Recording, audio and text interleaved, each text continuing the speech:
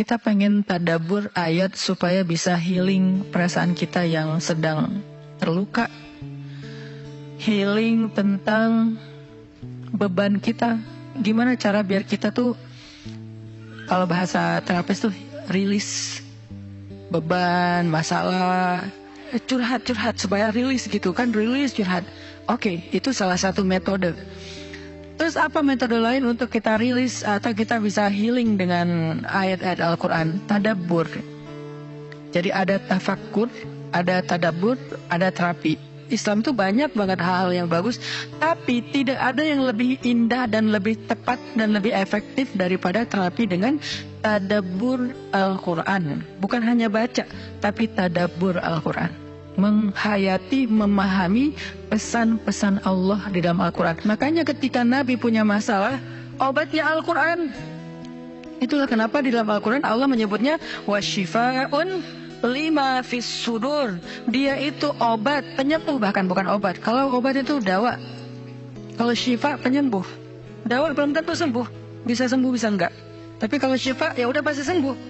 Maka Allah menyebutkan Al-Quran itu sebagai bukan dawa, tapi disebutkan sebagai syifa'un lima fis sudur, obat hati, obat jiwa, obat mental.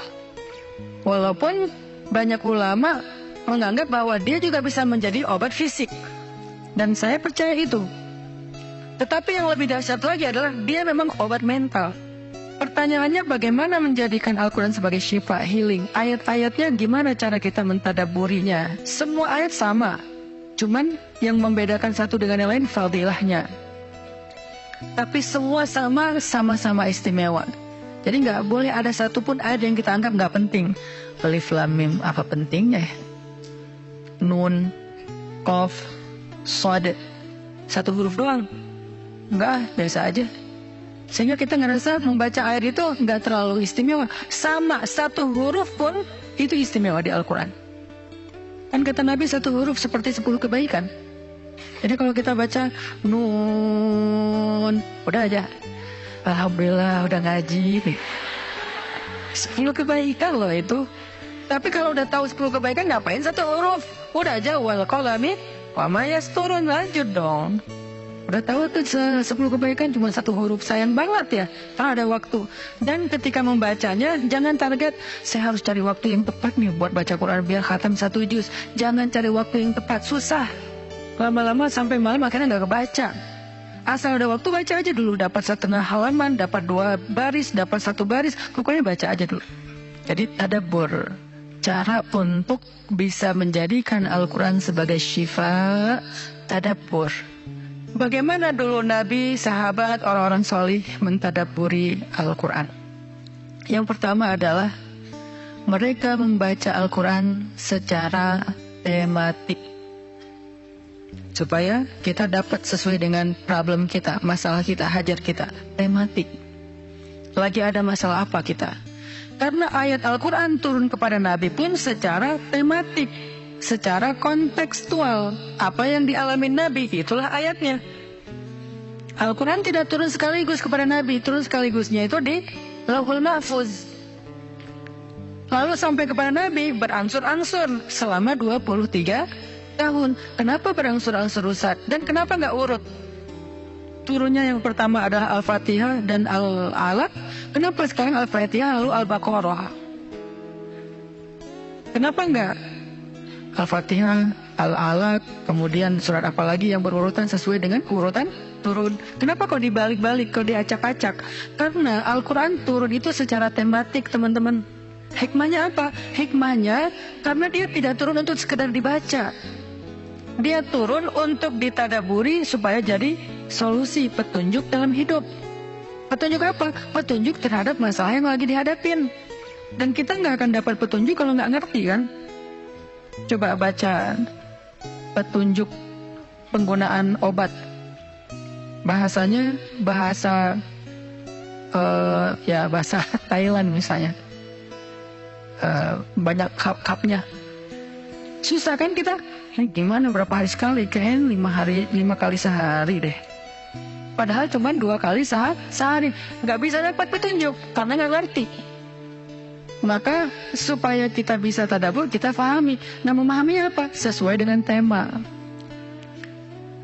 Kita boleh aja, bagus banget malah baca Al-Quran secara berurutan. Tapi itu target baca ya, target tilawah. Bukan target tadabbur. Tadabbur beda sama tilawah. Tilawah tetap dia nggak usah diganggu-gugat, udah segitu aja. 1 hari 1 juz, setengah juz, 2 bulan sekali khatam, sebulan sekali khatam, itu lanjut aja udah. Karena itu memang target membaca. Tapi target tadabbur beda sama target membaca. Bikin 2 target. Kalau tadabbur memang gak panjang-panjang dan gak berurutan, tematik. Kita mau lagi masalah apa sih? Gimana kita cari temanya Ustadz? 1, bisa nyari ke Simbah Google, ayat tentang, klik keluar. Buat kita yang mungkin kita sama nih dengan saya, masih sama-sama belajar, paling gampang tadi nanya aja ke Google, pakai aja indeks. Atau cara yang lebih, ini kalau mau,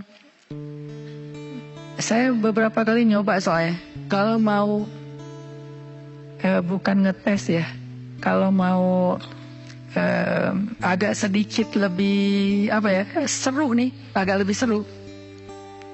Tapi kalau belum berhasil jangan salahin saya. Kalau agak lebih seru nih, saya suka gini, pegang Quran, lagi ada masalah nih, Bismillah, ayatnya pas, wah ini saya banget nih. Bisa kayak gitu juga metodenya. Jadi kayak minta dibimbing sama Allah aja gitu. Tapi kadang-kadang dapat ayatnya tuh nggak sesuai tema saya, kata kita. Padahal kata Allah, ini yang kamu butuhin tuh ini nih. Bisa gitu juga dengan syarat membukanya pakai Bismillah, bukan membuka yang itu ya Allah ya, yang itu ya. Jangan maksa. Allah lebih tahu Bismillah.